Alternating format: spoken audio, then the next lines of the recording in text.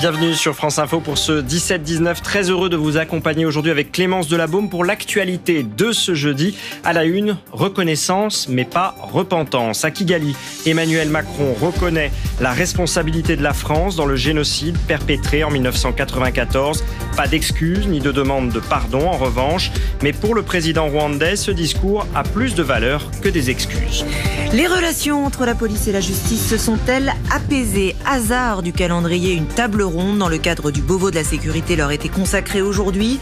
Face à face, le garde des Sceaux et les syndicats de policiers dont le rassemblement la semaine dernière a viré, je vous le rappelle, au procès en laxisme de la justice.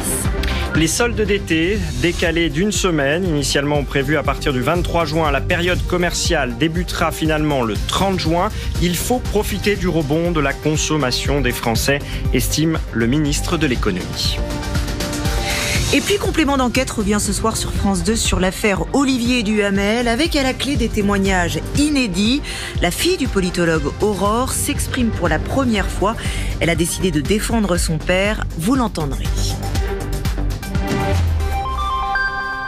À Kigali, au Rwanda, Emmanuel Macron reconnaît donc la responsabilité.